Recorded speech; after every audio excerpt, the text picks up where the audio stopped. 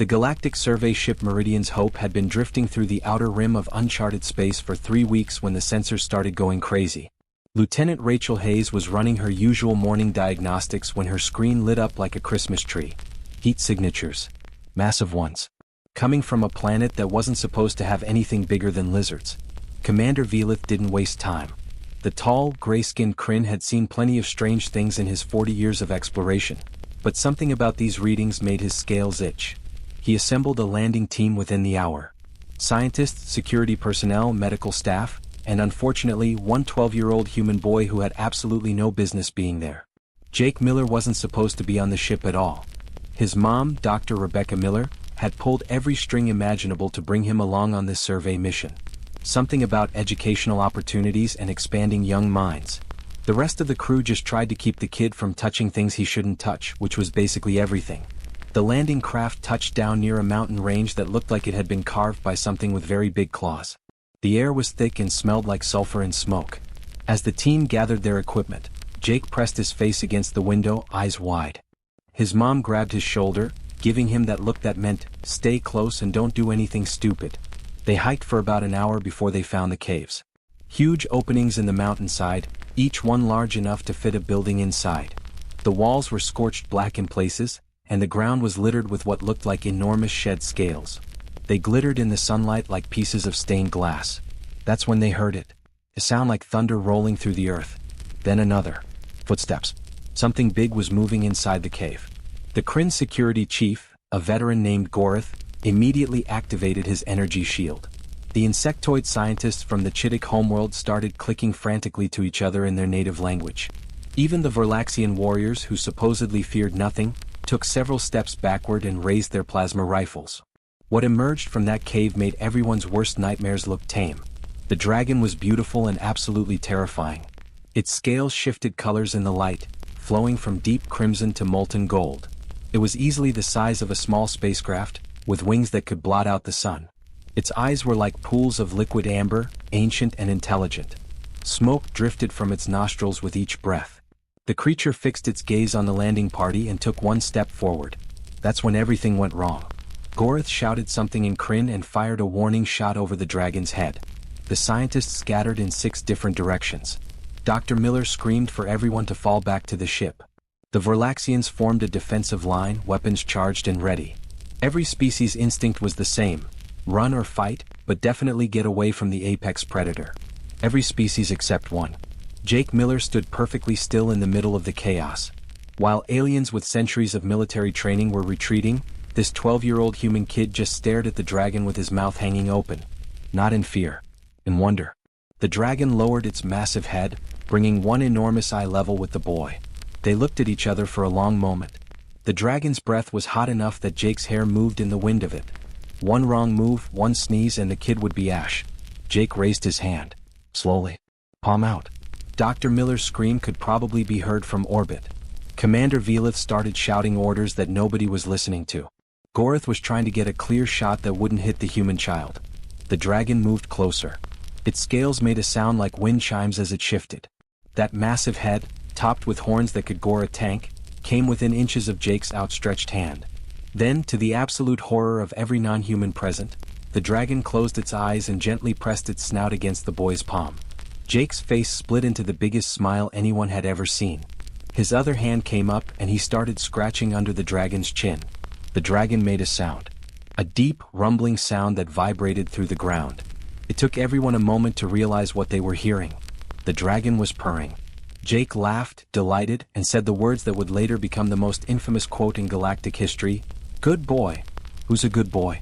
"You are." "Yes, you are." Commander Velith stood frozen, his tactical training completely unprepared for this scenario.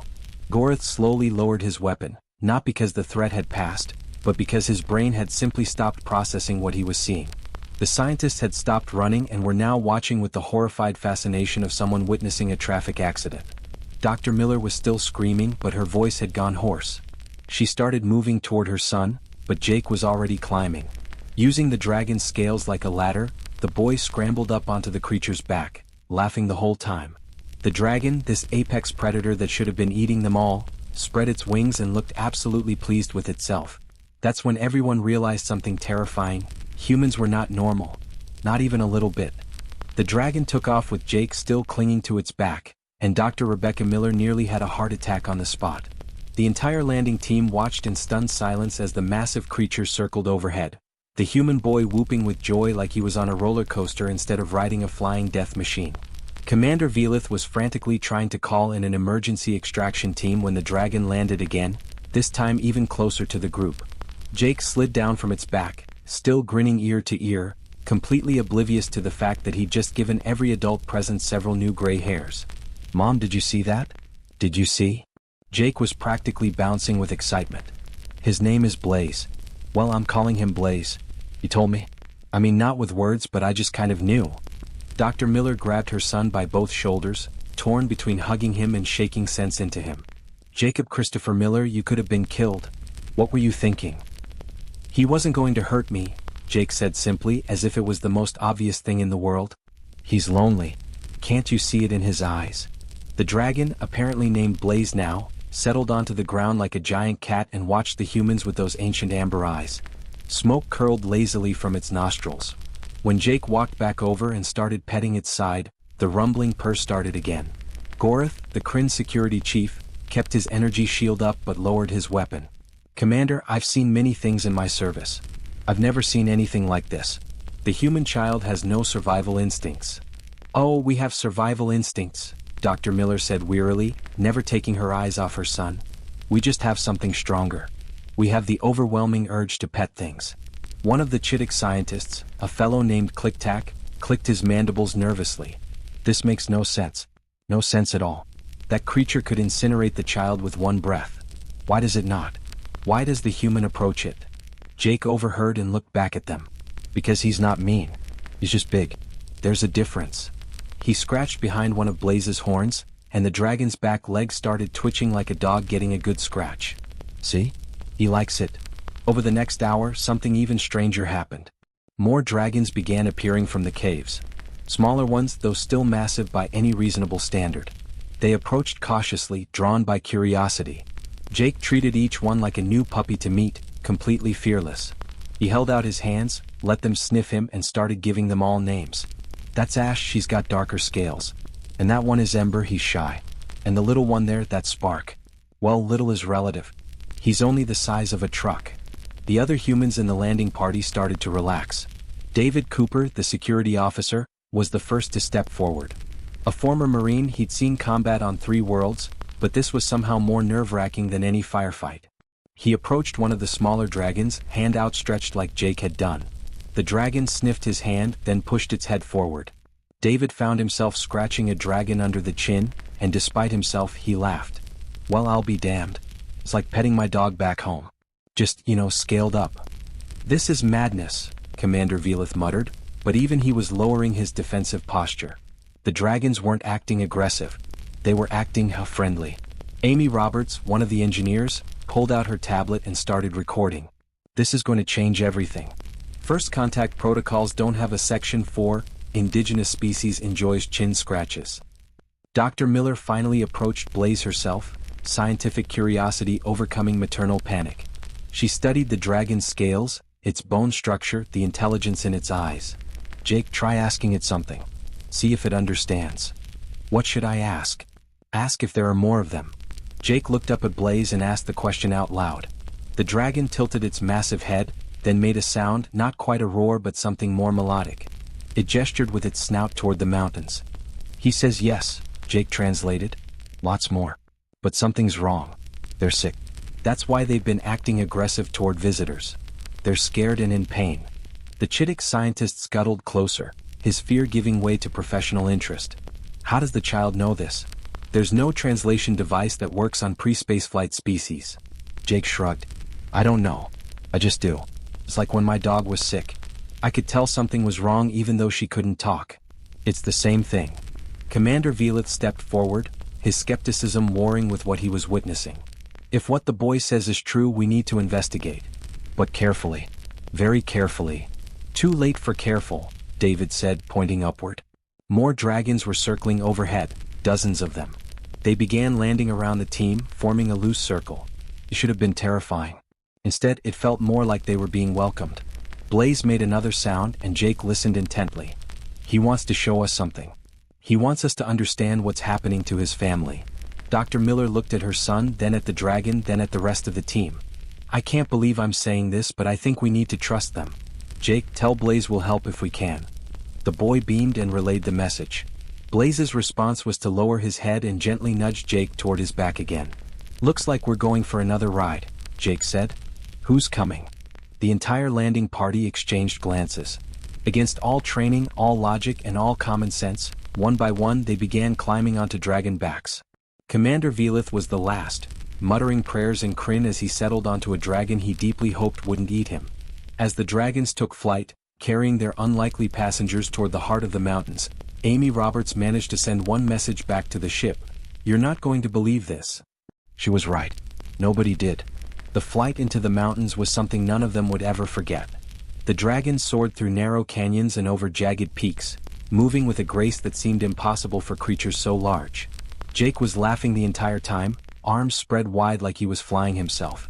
Dr. Miller kept one hand clamped on her dragon's scales and the other over her mouth, trying not to be sick. They landed in a massive valley hidden deep within the mountain range. What they saw there made everyone fall silent. Dragons. Hundreds of them. But something was horribly wrong. Many of the dragons were lying on the ground, their scales dull and lifeless. Some were thrashing weakly, making sounds that were heartbreaking to hear. Others sat perfectly still, their eyes glazed over with something that looked like madness. Black veins spread across their scales like cracks in glass, pulsing with a sickly darkness. Oh no, Jake whispered, sliding down from Blaze's back. They're really sick. Dr. Miller was already pulling out her medical scanner, her scientist brain kicking into gear. She approached one of the fallen dragons cautiously, holding up her device. The readings made her frown. This is some kind of parasitic infection. It's spreading through their nervous system. Blaze made a low, mournful sound and walked toward one of the sick dragons, a massive female with scales that might have once been beautiful silver. He nuzzled her gently, but she didn't respond. Jake followed and placed his small hand on her side. He could feel her breathing, shallow and labored. How long has this been happening? Jake asked Blaze. The dragon's response came not in words but in images, feelings that Jake somehow understood. He saw healthy dragons suddenly falling ill. He saw them trying to fly and crashing. He saw some of them becoming violent, attacking their own family members without recognizing them. He saw dragons dying alone in the caves, and the grief of those left behind. Years, Jake said quietly to his mom. This has been happening for years. They've tried everything they know, but nothing works. It just keeps spreading. Commander Velith was scanning the area with his own equipment. This explains the aggressive behavior we've encountered. The infected dragons lose control. They attack anything that comes near. David Cooper was walking among the sick dragons, his expression grim. The tough Marine had seen plenty of suffering in his career, but this hit different. These weren't mindless beasts. These were intelligent beings watching their civilization die. Can we help them? Do we have anything that could treat this? Dr. Miller was already taking samples, her hands moving quickly. I need to analyze this properly. Back on the ship. But this looks similar to something I've seen before. A fungal infection that affected livestock on Earth centuries ago. If I'm right, we might be able to synthesize a treatment. We should inform the Galactic Council immediately, Commander Velith said, already reaching for his communicator. Wait, Dr. Miller stopped him. The Council has strict protocols about pre-spaceflight civilizations. They'll classify this as a natural evolutionary event. Non-interference policy. You mean they'll let them die? Jake's voice was sharp, angry. That's stupid. We can help them. The boy is right, Gorith said, surprising everyone. The Kryn security chief looked at the suffering dragons around them. This is not natural evolution. This is a plague. We've seen it before on other worlds. The Council should make an exception. Commander Velith's expression was troubled. The Council does not make exceptions easily. We would need to prove that intervention is warranted. That would require months of debate and review. These dragons don't have months, Dr. Miller said flatly. She looked at the readings on her scanner again. At the rate this infection is spreading, they might not have weeks. Jake was still standing next to the sick female dragon, his hand on her scales.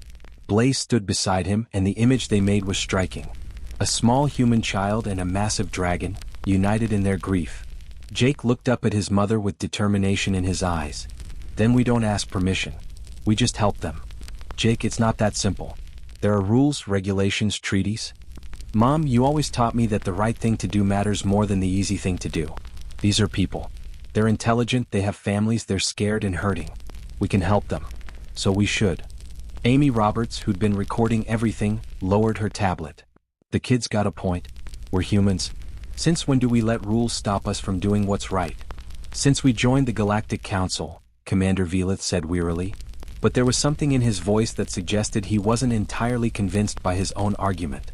Dr. Miller looked around at her team, at the suffering dragons, at her son, who'd somehow formed a bond with these creatures that defied explanation. She thought about all the bureaucratic paperwork, the committees, the endless debates while living beings died. Okay, she said finally. Here's what we're going to do. We're going to take samples back to the ship. I'm going to work on a treatment. And we're not going to tell the council anything until we have results to show them. That's a violation of about 15 different regulations, Commander Velith pointed out. 16 actually, Amy corrected helpfully. I'm counting. Are you saying we should do it anyway? David asked the commander. Velith looked at Blaze, who was watching them with those ancient, intelligent eyes. The dragon knew they were discussing something important. He could sense it. There was hope there, fragile but real. I'm saying, Velith said slowly, that my communication equipment seems to be experiencing technical difficulties. It may take several days to repair. During that time, we'll need to continue our survey mission and gather more data. Dr. Miller smiled. Convenient technical difficulties. Very convenient, Velith agreed. Jake threw his arms around Blaze's neck. Did you hear that, buddy? We're going to help. I promise. Blaze rumbled softly, and somehow they all knew he understood. The dragon lowered his massive head and very gently touched his snout to Jake's forehead. It was a gesture of trust, of gratitude, of friendship. Click-tack, the Chittick scientist, clicked his mandibles thoughtfully. I am updating my database. Human protocol for encountering endangered species. Ignore all rules and regulations. Proceed with compassion. Success rate, unknown but apparently irrelevant to humans. That about sums us up, David said with a grin. As they prepared to head back to the ship, Jake took one last look at the Valley of Sick Dragons. We're coming back, he called out.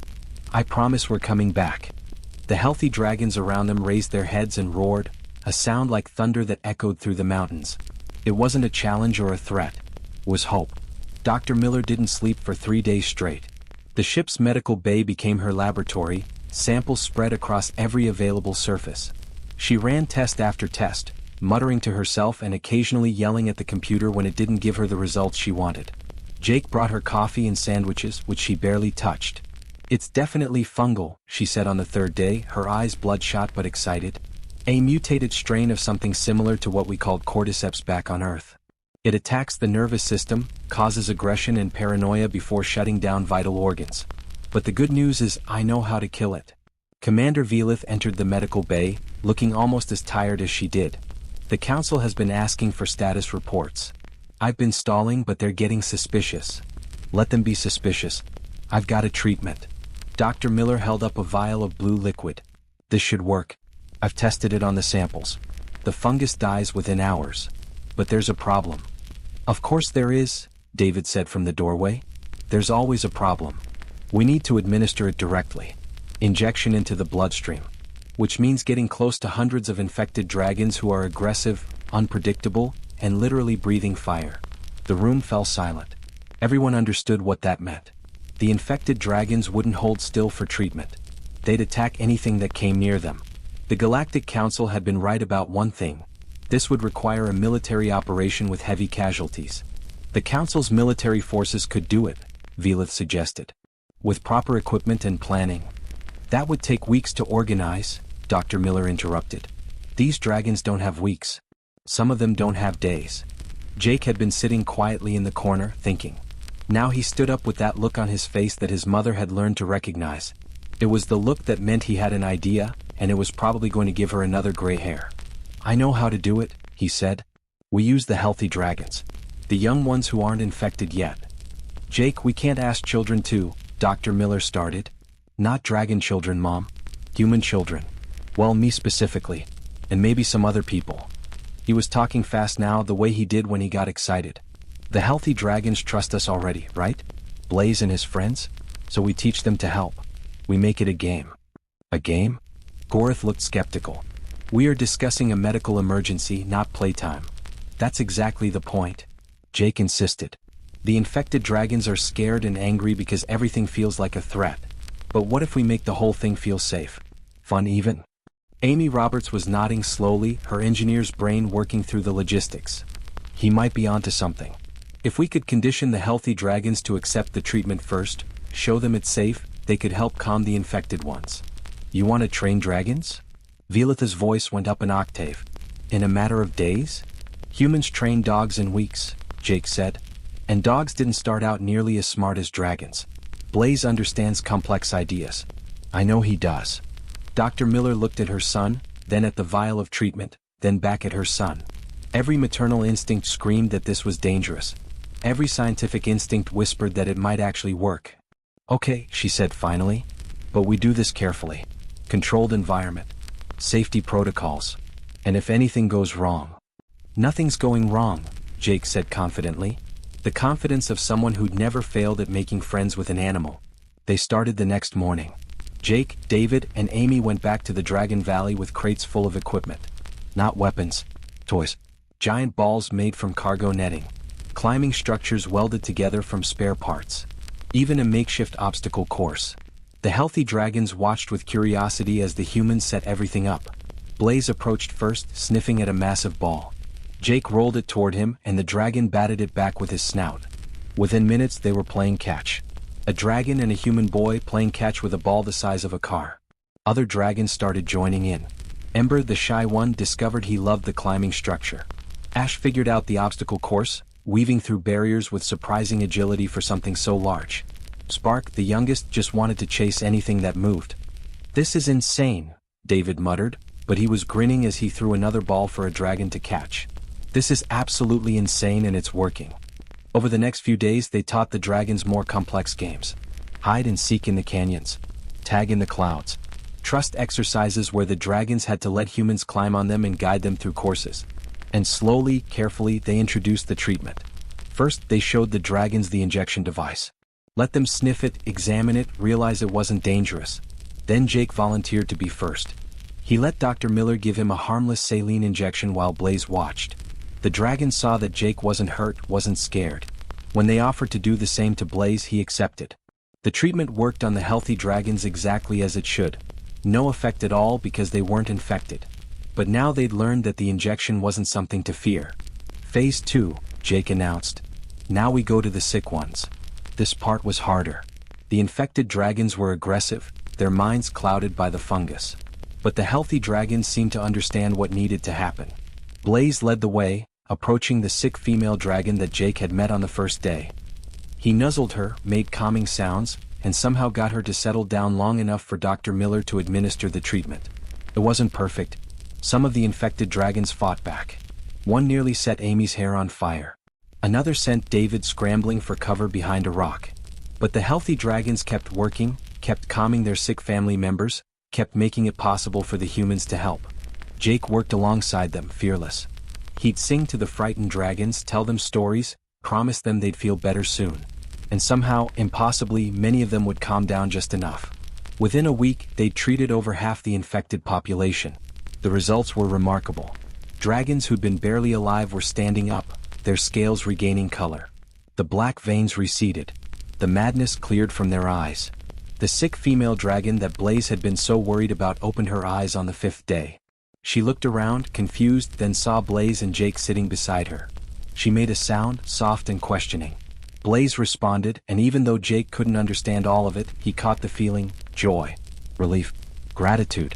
"You're welcome," Jake said, scratching under her chin. She leaned into the touch, and her purr was like distant thunder. Commander Velith watched from a distance, shaking his head in disbelief. "Impossible," he muttered. "Completely impossible. And yet here we are."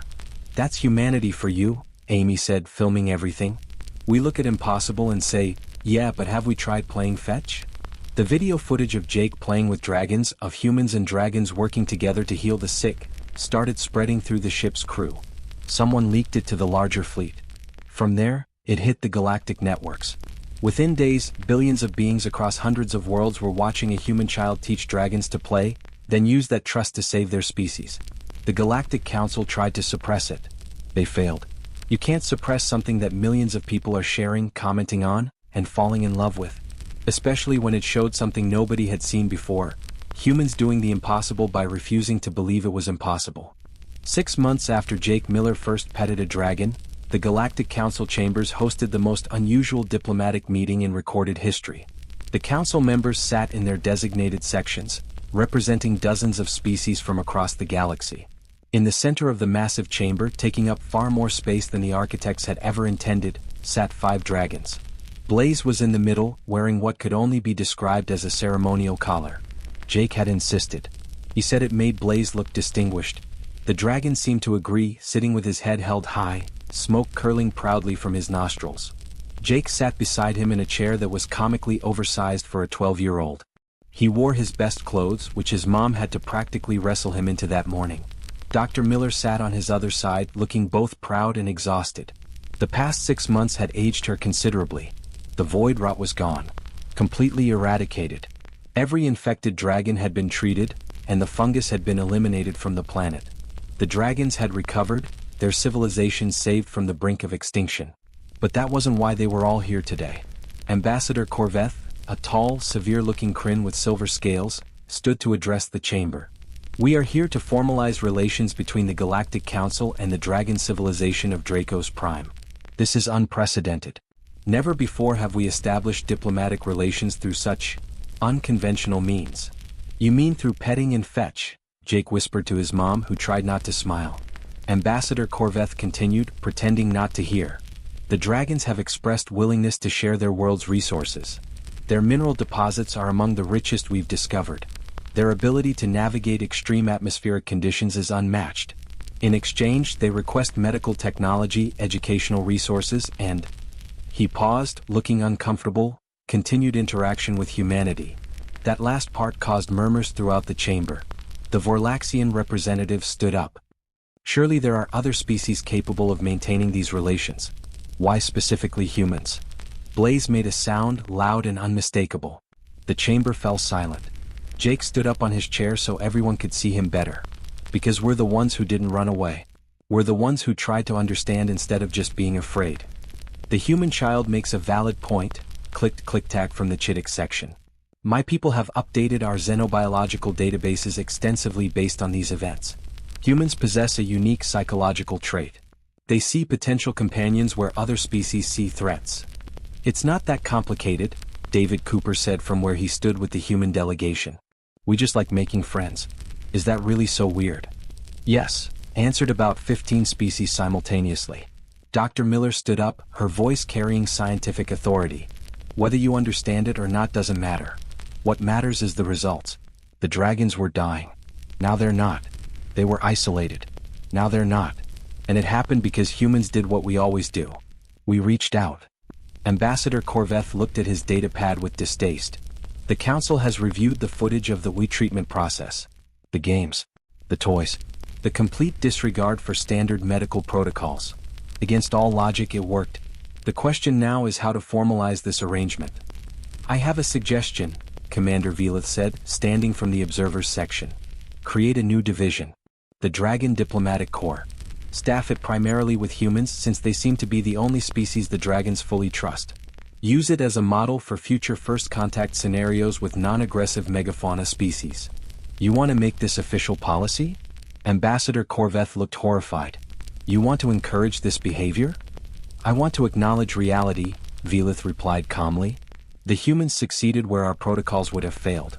That deserves recognition, not condemnation. The debate went on for hours. Arguments flew back and forth about proper procedure, safety regulations, and whether teaching dragons to play fetch was appropriate diplomatic strategy. Jake got bored halfway through and started playing with Blaze, who was also clearly done with politics.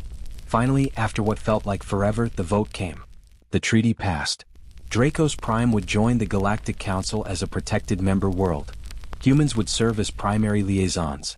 The Dragon Diplomatic Corps was officially established. As the chamber erupted in discussion, Blaze let out what was clearly a celebratory roar. Unfortunately, in his excitement, A small burst of flame shot out. It caught the edge of a decorative banner, which immediately began to burn. Chaos erupted. Sprinklers activated. Aliens scattered. Security rushed forward. And Jake just laughed, pulling a treat from his pocket and offering it to Blaze, who looked appropriately sheepish. "Good job, buddy," Jake said, scratching the dragon's chin. "You only set one thing on fire this time. That's progress." Dr. Miller put her head in her hands. "We're never going to be allowed back here, are we?"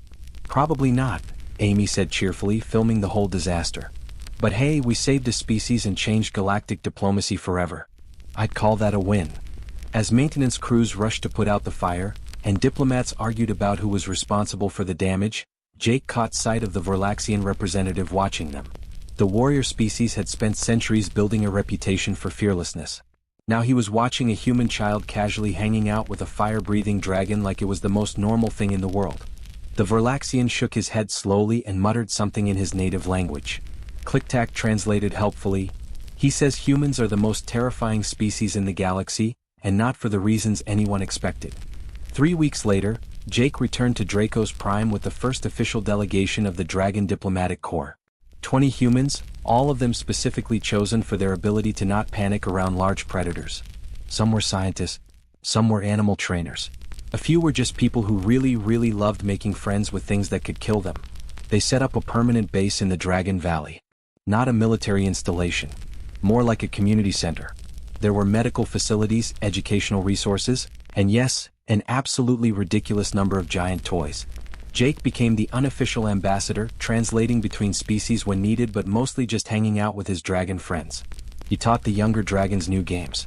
He helped the elders understand human technology. He even started a program where dragon children and human children could video chat and learn about each other's cultures. Other species watched with continued bewilderment.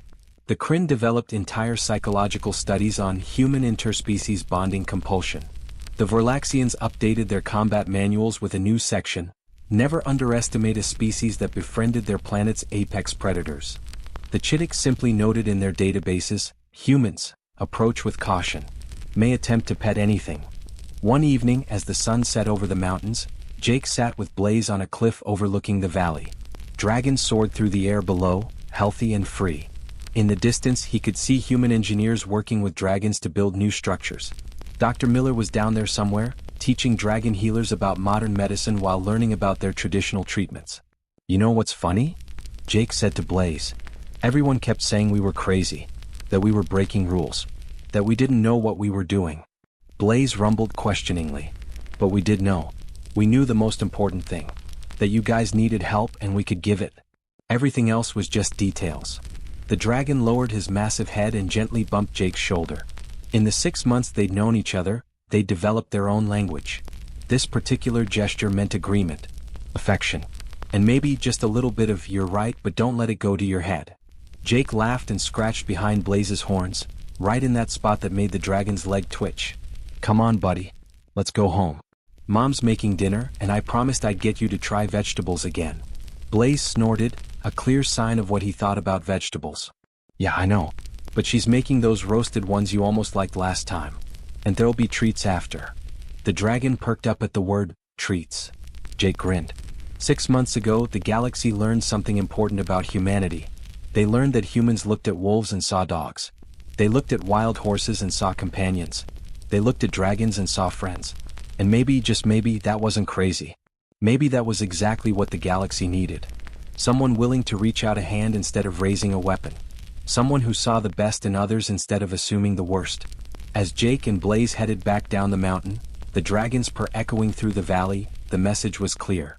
Humanity had changed galactic history not through superior weapons or advanced technology, but through something much simpler and infinitely more powerful. They'd done it through kindness, through trust, through the simple act of saying, "I see you and I'm not afraid." And in a galaxy full of walls and barriers and fear, that might just be the most revolutionary act of all.